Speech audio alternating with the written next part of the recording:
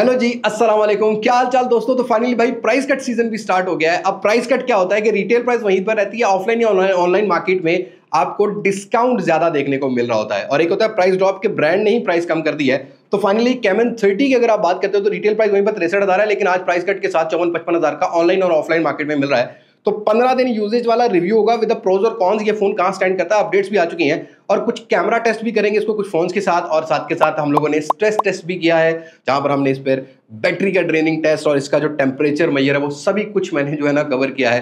तो आज की इस वीडियो में आपको क्लियर हो जाएगा कि टेक्नो कैमन 30 आज मई में 2024 में कहां स्टैंड करता है कहां नहीं। तो वीडियो को आपने अंत तक देखना है, पसंद आती है तो लाइक शेयर एंड सब्सक्राइब के साथ नोटिफिकेशन बेल आइकन को प्रेस कर लीजिएगा और कमेंट सेक्शन में बताइए अगर आप ये वाला फोन यूज करें तो आपका एक्सपीरियंस कैसा है। अब मैं आपको ज्यादा बोर नहीं करता, वीडियो शुरू करते हैं।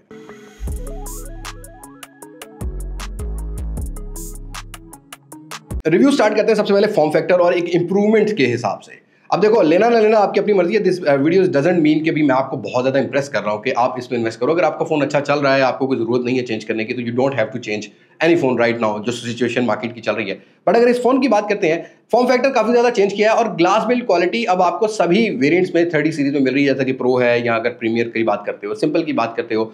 अब लास्ट ईयर देखा था हमने 60,000 रुपए की रेंज के अंदर प्रो वेरिएंट आता रहा है, ये पॉलीकार्बोनेट का स्टफ और ये इस तरह का कैमरा मॉड्यूल लेके आता था। बट एक चीज इंप्रूव की है कि ये जो रिंग में आपको रियर साइड पर जो सर्कल शेप में कैमरा मॉड्यूल मिलता है, एक फ्लैगशिप फील प्रोवाइड करता है। साथ के साथ बॉडी को मजीद फ्लैट कर दिया है और ग्लास बिल्ड क्वालिटी के साथ जरा प्रीमियम फील आती है। और उसके साथ साथ इसमें एक इको लेदर बैक वाला कलर भी आता है जो कि ब्राउन कलर में है। आई थिंक अभी तक ऑफलाइन मार्केट में नहीं आया, बट आ जाए तो बहुत अच्छा कलर है। जिसको एक विदाउट कवर फोन चलाना है तो एक अच्छी डिसेंट लुक लेके आता है। तो उसका IP54 की रेटिंग दे दी है, इन हैंड फील अच्छी कर दी है। हाँ, बस ये जरा ग्लॉसी लुक वाला है, जो फ्रेम इसका प्लास्टिक बिल्ड क्वालिटी के साथ आता है। इस पर आपने ख्याल रखना है कि अगर आपने कोई कवर लगाया है तो उसको आपने साफ करना है, क्योंकि वो जो डस्ट पार्टिकल्स के निशान होते हैं वो कड़े पे मुझे आते हुए या रिंग पे आते हुए नजर आते हैं। बाकी इसके ऑन ऑफ की, साइड वॉल्यूम रॉकर कीज, सभी की लोकेशन मुझे एक्यूरेट मिली है। और 6.67 इंचेस का ये फोन है। थोड़ा सा फॉर्म फैक्टर बड़ा है, वैसे वेट 190 ग्राम के राउंड है, थिकनेस भी ज्यादा नहीं है, 7.5 mm के है।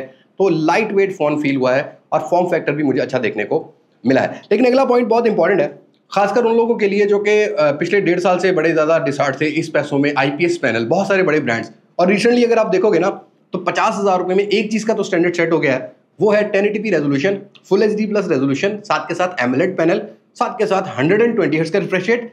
बट भाई बेजल एक्सपीरियंस पहले से बहुत ज्यादा इंप्रूव किया है। Side to side Camon 20 pro से अगर कंपेयर करेंगे ना तो बेजल एक्सपीरियंस यहां पर आपको बहुत बेटर मिलेगा। स्क्रीन टू बॉडी रेशियो 90% का है, बट हाँ HDR मिसिंग है। बाकी ऑलवेज ऑन डिस्प्ले मिलता है, 6.67 इंचेस का है, फुल HD रेजोल्यूशन के साथ आपको वाइड 1L1 की सपोर्ट मिल जाएगी। तो विजुअल एक्सपीरियंस इंडोर और आउटडोर की अगर बात करोगे तो आपको ठीक ही देखने को मिलेंगे। और पीक ब्राइटनेस निट्स भी ये ना 1200-1300 का सपोर्ट करता है। वैसे नॉर्मल जो HBM है वो आपको 900 से 1000 का मिलता है। मतलब ब्राइटर डिस्प्ले है। लाइक अगर गर्मियों में कहीं घूमने फिरने भी जाना है ना तो हार्श लाइट में आपको इसका डिस्प्ले इजीली विजिबल होगा और कलर थोड़े ब्राइटर साइड पे रहते हैं। तो डिस्प्ले में मुझे कोई कॉम्प्रोमाइज नहीं नजर आया। Even in display fingerprint sensor भी फर्स्ट अटेम्प्ट में अनलॉक हो जाता है। एनिमेशन का थोड़ा बहुत डिले आता है कभी कभी UI के साथ, बट ओवरऑल फर्स्ट अटेम्प्ट में अनलॉक होता हुआ मुझे नजर आया है। और प्रॉक्सिमिटी सेंसर, अब नॉर्मली सवाल ये आता है कि ये जो बेजल्स कम किए गए हैं, ये एक रबर आती थी पहले जो स्क्रीन के नीचे होती थी, जो कि प्रॉक्सिमिटी सेंसर के ऊपर भी आ रही होती थी, उसको ऑफ कर दिया गया, वेव ऑफ कर दिया गया, खत्म कर दिया गया। लेकिन प्रॉक्सिमिटी सेंसर हमने इस पर 1000 ऑफ अटेम्प्ट्स करके देखी हैं। प्रॉक्सिमिटी सेंसर अभी फिलहाल तो प्रॉपर काम करता है। और आज अगर आप इसको वीवो के Y100 या अगर आप इन्फिनिक्स के नोट 40 के साथ कंपेयर करते हो या अगर रेडमी नोट 13 प्रो के साथ कंपेयर करते हो तो क्लियरली भाई बेजल एक्सपीरियंस के साथ तो कंपीट करता है। बट दैट डजंट मीन कि सो फार बहुत बेटर है उन फोन से जिनमें HDR की सपोर्ट मिलती है या HDR10 का कंटेंट मिल जाता है। बट ओवरऑल एक स्मूथ एक्सपीरियंस प्रोवाइड करता है। अभी तक डिस्प्ले में तो मुझे कोई कॉम्प्रोमाइज नजर नहीं आया। हाँ, कहीं पर जनरेशन जो ग्लास की यूज की गई है वो मेंशन नहीं है। ऑल्दो थोड़ा बिल्ड क्वालिटी मुझे तगड़ी लगती है। अभी यासिर के साथ मैं गेम खेल रहा था फेंकने वाली, मैंने कहा यार वो जैसे वो जमजम मोबाइल वाले फेंकते हैं ना, तो मैं अगर इस फोन को फेंकूं ये नहीं टूटेगा, तो इसने कहा फेंक दे, मैंने फेंक दिया। खैर नहीं टूटता, ड्यूरेबल है उस हिसाब से। बट ये याद रखिएगा गिरने की भी नौयत होती है, ड्यूरेबिलिटी एक हिसाब से होती है। अब ये नहीं कि आप इसको मेरी तरह जोर जोर से मारने लग जाए कहीं टूट जाए। हर बंदे का एक अपना सिलसिला होता है। तो ओवरऑल एक ड्यूरेबिलिटी भी मुझे अच्छी देखने को मिली है। बट भाई परफॉर्मेंस के साइड पर आता हूँ, not a much big upgrade. एक चीज का अपग्रेड है, ये जो MediaTek Helio G99 है ना, ये पाकिस्तान का एक नेशनल प्रोसेसर है। आपको 40,000 से प्राइस पॉइंट से लेके 90,000 रुपए की प्राइस पॉइंट में भी मिलता है। तो गेम चेंज कहीं ना कहीं प्रो में होगी, जिसको हम बाद में कवर करेंगे। बट अगर इस फोन की बात करते हैं तो ये इंटरेस्टिंगली 55,000 रुपए में 12 GB 256 GB का वेरिएंट लेके आता है। लाइक उन लोगों के लिए जिनकी बहुत ज़्यादा एप्लीकेशन का यूजेज है, वो 12 GB की रैम वाले के हिसाब से कंसीडर कर सकते हैं। बाकी performance MediaTek Helio G99 ultimate मिलता है, 4.5 लाख 4,30,000 के बेंचमार्क स्कोर्स हैं। एंड्रॉइड 14 के साथ आता है, इनका अपना OS HiOS 14 मिलता है। अपडेट 2 साल की इस दफ़ा टेक्नो ने इंक्लूड की है, जो कि हमें टेक्नो कैमन 20 प्रो में नहीं मिलती थी। तो काइंड ऑफ गुड थिंग। और उसके अलावा थोड़ी सी क्लीन UI भी कर दी है, मतलब थोड़े से आपको जो ऊपर वाले नोटिफिकेशन पैनल है इसमें ज़रा वाइटेस्ट टोन ज़्यादा मिलेगी, थोड़े से कलर्स को पंची कर दिया है, मतलब थोड़ी सी एनिमेशन जो होती है ना UI के अंदर, मटेरियल UI के अंदर, वो चीज़ें थोड़ी सी ठीक की हैं। बाकी overall PUBG 40 FPS gyro hardware base मिलता है, एक कैजुअल गेमिंग आप अच्छी कर सकते हो। बट हमने इस पर किया है स्ट्रेस टेस्ट, परफॉर्मेंस के हिसाब से भी और बैटरी के हिसाब से भी। 70 वाट की फास्ट चार्जिंग लेके आता है, 5000 mAh की बैटरी है। बट अगेन चार्ज करते हुए 50 से 1 घंटा, 50 मिनट से 1 घंटा ये ले जाता है 70 वाट के साथ भी। डिपेंड करता है कि 0 to 100 अगर आप कर रहे हो तो आपको 1 घंटे के राउंड अबाउट कहीं फुल चार्ज होता मिलेगा। 80 to 100 करोगे तो आपको कहीं ना कहीं 40 से 50 मिनट के अराउंड जो है ना ये फुल चार्ज होता हुआ मिलेगा। बट जो स्ट्रेस टेस्ट किया हमने इसके ऊपर सबसे पहले तो भाई यहाँ पर हम लोग चलाई है PUBG 82% पर बैटरी थी, तकरीबन हमने इसको 1.5 घंटा यूज़ किया और 1-2 TDM खेले। टेम्परेचर इसने गेन नहीं किया। फिलहाल जो मेरे पास रूम टेम्परेचर था वो 26, 27, 30 AC चल रहा था, उसके ऊपर हमने इसको टेस्ट आउट किया है। गेम में ज़्यादा इसने फिलहाल मुझे जो टेम्परेचर, हालांकि ग्लास बिल्ड क्वालिटी है, मेरी एक्सपेक्टेशन ये थी कि ये 40-42 क्रॉस कर जाएगा, बट फिलहाल जो कैजुअल गेमिंग है उसके साथ इसने क्रॉस नहीं किया। उसके बाद हमने इसके ऊपर जो है ना थोड़ा सा कैपकट का भी रन करके देखा। हमारी जो अपनी जो वीडियोज़ बन रही होती हैं कैमरा से, ये कोई 10 GB की वीडियो है, UFS 2.2 का स्टोरेज टाइप लेके आता है, तो रीड की स्पीड UFS के हिसाब से अच्छी मिली है। लाइक इसने ये जो 10 GB का क्लिप है कुछ अराउंड 5 मिनट में रेंडर कर दिया। अगेन यहाँ भी टेम्परेचर इसने मैक्सिमम 36-38 ही रखा है, इससे नीचे इससे ऊपर का टेम्परेचर हमें देखने को नहीं मिला। और हमने इस पर बेंचमार्क स्कोर भी बार बार रन करके देखे। कुछ 1.5 घंटे का टेस्ट करने के बाद बैटरी कुछ 20 से 25% ड्रेन की है। मतलब ये कि ये एक इतना स्ट्रेस टेस्ट है कि कंटिन्यूसली 1.5 घंटा स्क्रीन भी ऑन हो रही थी, प्रोसेसर भी हैवी टास्क कर रहा था, रैम भी चल रही थी। तो इस फ़ोन ने ज़्यादा हमें बैटरी ड्रेन करते हुए नहीं मिला, मतलब 20% एवरेज 1.5 घंटे में की है। तो अगर आप एक नॉर्मल यूज़र हो तो आप ये एवरेज लगा सकते हो कि सुबह का चार्ज किया शाम तक तो ये फ़ोन ईजिली चल जाएगा। वैसे 4G+ सपोर्ट करता है, डिपेंड करता है, हमने वाईफाई पे कनेक्ट किया हुआ था। अगर आप 4G के साथ कनेक्ट करते हो तो फिर थोड़ी बैटरी ड्रेन ज़्यादा तेज़ी से भी कर सकता है। ब्राइटनेस 80% की हम लोग ने रखी हुई थी। यूट्यूब शॉर्ट्स भी हमने इसके ऊपर देखे आधा पौना घंटा, तो ऑलमोस्ट 1.5 घंटे में कहीं ना कहीं 20 से 22% इसने लो किया है। तो बैटरी इंडोरेंस में आप इसको ये अंदाज़ा लगा सकते हो कि अगर नॉर्मल यूजेज है तो 1.5 दिन 1 दिन आराम से निकालेगा, लेकिन अगर बहुत ज़्यादा तगड़ा यूज़र है, कॉलिंग है, ये चीज़ें हैं, तो आप जो है ना वो 1 दिन की बैटरी बैकअप जो है ना एक्सपेक्ट कर सकते हो। वैसे डायलर जो है ना वो कॉल रिकॉर्डिंग वाला आता है, जो कि ओके काम करता है। बाकी आते हैं कुछ कैमरा की तरफ। अब ये कोई जस्टिफिकेशन नहीं है, कैमरा स्पेक्स को अगर आप देखोगे ऑन पेपर बहुत तगड़ी है। अल्ट्रा वाइड सेंसर मिसिंग है, रियर पर 50 मेगापिक्सल ऑप्टिकल इमेज स्टेबलाइजेशन, और याद रहे कि 55,000 के प्राइस पॉइंट पर फिलहाल पाकिस्तानी मार्केट में सिवाय मोटोरोला G54 के कोई भी ऑप्टिकल इमेज स्टेबलाइजेशन वाला सेंसर हमें देखने को नहीं मिलता। और ये ट्यून्ड बाय सोनी भी है, कुछ कलर टोन किए गए। फ्रंट पर 50 मेगापिक्सल का कैमरा है, रियर पर 100 मेगापिक्सल की ऑप्शन भी है। ये मुझे थोड़ी सी लॉजिक नहीं समझ आई, बट ओवरऑल रियर जो है ना वो 2K की वीडियो मैक्सिमम 30 FPS पर रिकॉर्ड करता है। बट हमने इसको भी चेक किया, साथ साथ हमने इन्फिनिक्स नोट 40 को भी चेक किया और नोट 40 प्रो को भी चेक किया है। अगर आप ये वीडियो देख रहे हो रियर कैमरा से तो yes, optically image stabilization 30 FPS पे काम करती है, बट इसके लिए आपको स्टेबल मोड यूज करना पड़ेगा।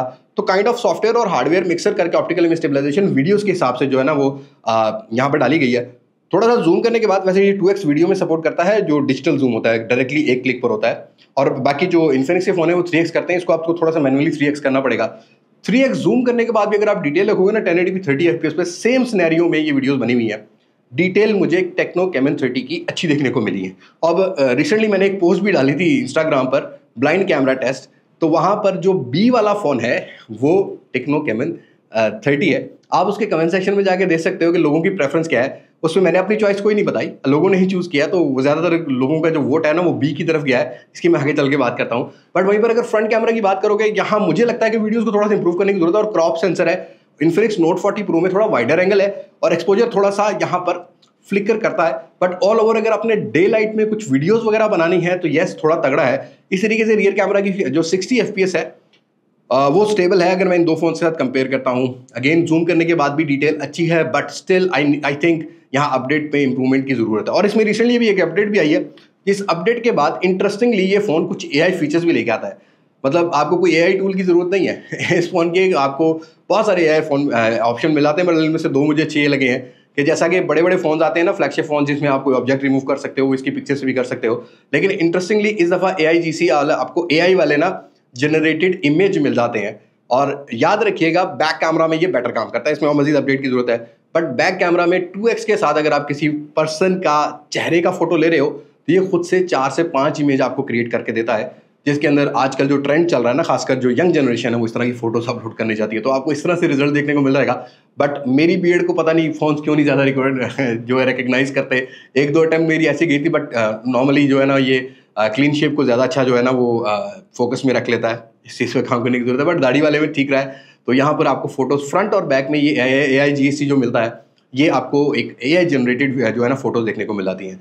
बट फ्रंट कैमरा में HDR मोड कभी कभी काम करता है, कभी कभी नहीं करता। बट ओवरऑल अगर मैं दोनों फोन्स के साथ कंपेयर करता हूँ तो येस, यहाँ पर काफ़ी कम्पीट करता है Note 40 Pro को। Note 40 तो बिल्कुल भाई डायनामिक रेंज फारिग कर देता है। HDR में हो या HDR नॉन HDR हो, तो यहाँ पर आपको डिटेल में ज़्यादा कोई डिफरेंस इससे देखने को नहीं मिलेंगे। बहरहाल टेक्नो में 50 मेगापिक्सल की आप फ्रंट पर फोटो ले सकते हो, जिसमें आपको डिटेल बेटर मिल जाएगी।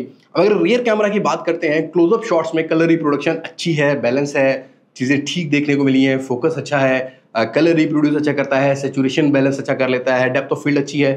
बट इस दफ़ा एक अपडेट के बाद यहाँ पर आपको फोकल लेंस 3 मिलती हैं, वो भी पोर्ट्रेट मोड में। इन सेंसर जूम टेक्नोलॉजी आप इसको बोल सकते हो। 23 mm, 35 mm और 50 mm पर इससे आप फोटो ले सकते हो।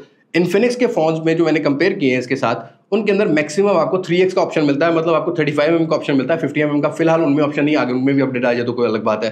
पर फिलहाल अगर इसको कंपेयर करते हो तो येस, पोर्ट्रेट्स में डेफिनेटली यहाँ पर HDR भी प्रॉपर काम करता है। और जो पोस्ट प्रोसेसिंग है इस फोन की, वो भी मुझे अच्छी लगी है। मतलब पोस्ट प्रोसेसिंग होती है, कैमरा UI आप अगर फोटो ले रहे हो ना तो डायनामिक रेंज उस टाइम ब्लोन आउट आ रही होती है, लेकिन जब पिक्चर करते हो कैप्चर, वो पोस्ट प्रोसेस करता है और फिर अपने हिसाब से उस डायनामिक रेंज को एडजस्ट करता है। तो हाँ, वो इस फोन की मुझे पहले से तो बहुत ज़्यादा इंप्रूव नजर आई है।